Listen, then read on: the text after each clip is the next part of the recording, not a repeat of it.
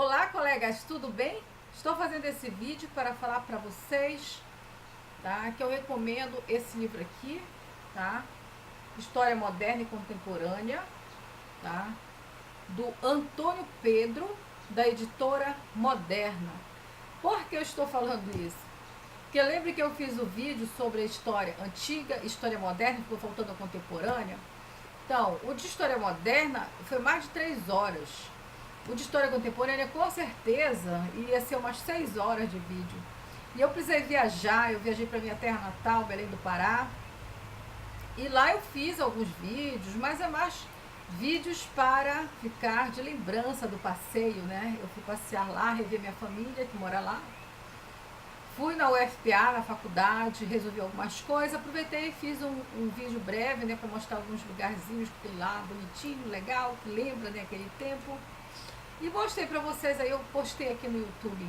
Também fiz um vídeo sobre Belém, né, quer dizer, Coraci, porque eu fiquei lá em Coraci, né, dessa vez que eu fui. E fui em Outeiro, fiz um vídeo por ali, que Coraci é um município de Belém. Tá? Então, gente, eu estava passeando. Mas foi um passeio mesmo, assim, para eu tirar umas férias, né, vamos dizer assim. E aí, por isso, eu não fiz o vídeo sobre a história contemporânea. Mas, como está aí as eleições, daqui a um mês vai ter as eleições, é bom que as pessoas elas não deixem de ler, tá? A história contemporânea, porque a gente vê aí muitos políticos falando sobre socialismo, comunismo, capitalismo, e esse livro aqui, ele aborda temas ligados, né, a esses assuntos. Por exemplo, ele começa falando sobre a Idade Moderna, né, o nascimento dos tempos modernos, a era do absolutismo, tá, a crise do absolutismo e do mercantilismo, a era das revoluções, né, porque eu falei até o início da Revolução Francesa, né, porque até ali que vai a Idade Moderna. Mas o livro continua, eu falo de Napoleão, período de expansão e consolidação das ideias da burguesia, o Congresso de Viena, a independência da América Latina, as ideias liberais e a formação de novas nações, o liberalismo econômico e o movimento operário, a proposta socialista, a Revolução de 1830 a 1848, a unificação da Alemanha e da Itália, a Comuna de Paris, a Guerra Civil Americana, a cultura na era das revoluções, a consolidação do capitalismo, a era do imperialismo, a evolução do capitalismo e a crescente industrialização, Estados Unidos, nascimento de uma nação, a Europa do final do século XIX, a partilha da África e da Ásia, a América Latina sob o imperialismo, Rússia e Japão, o imperialismo oriental, Primeira Guerra e Guerra Imperialista,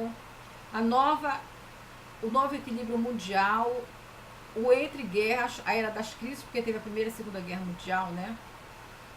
E o mundo pós-guerra, entre a paz e a guerra, a reconstrução da Europa, a ONU, a Guerra Fria e as alianças militares, a emergência de duas grandes potências, Estados Unidos e União Soviética, o processo de descolonização, a Revolução Chinesa, a América Latina, o progresso científico e cultural. Eu estudei esse livro quando eu fiz o segundo grau, né? Mas é um livro interessante, né? Tem muito a ver com as causas, né, de muitas coisas que estão acontecendo na atualidade. Então é bom dar uma lida nesse livro.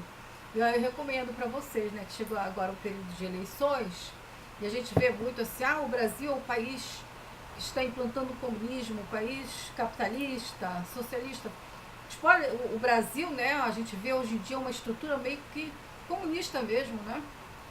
Porque o dinheiro dos impostos, né, fica meio que para o governo, né? Pessoas assim da elite, vamos dizer. E a população fica pobre, né?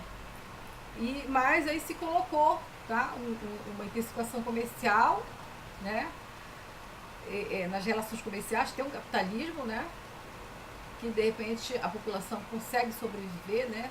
Através desse capitalismo, e existe o socialismo, né? Uma proposta de uma política que disputa questões sociais, como agora a gente está vendo muito, né? Questões raciais, questões também de sexualidade, divisão de classes, né? Então, distribuição de renda em cima dessa política, né?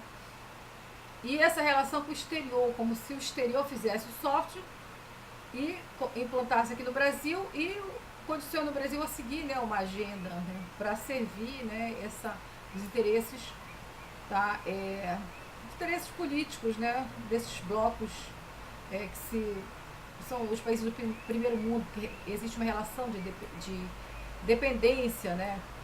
Aí eu digo assim, não que o Brasil não tenha que seguir, porque tem uma relação de dependência, mas o Brasil também tem autonomia, tem autoridade, independência para colocar um limite, né? Aí eu vou fazer até aqui, ó. Aqui eu não faço mais porque eu não concordo, então eu tenho que ser respeitado nos direitos, né? Porque existe uma política interna própria, né, do Brasil, tá? Enfim, gente, todas essas questões aí é importante a gente também conhecer um pouco da história para poder entender como que tudo isso aconteceu, né? De onde vem, né, tudo isso aí. Então, gente, é isso, tá? Se vocês gostaram desse vídeo, clique em gostei, se inscreva no meu canal, faça comentários, beijos para vocês e até a próxima.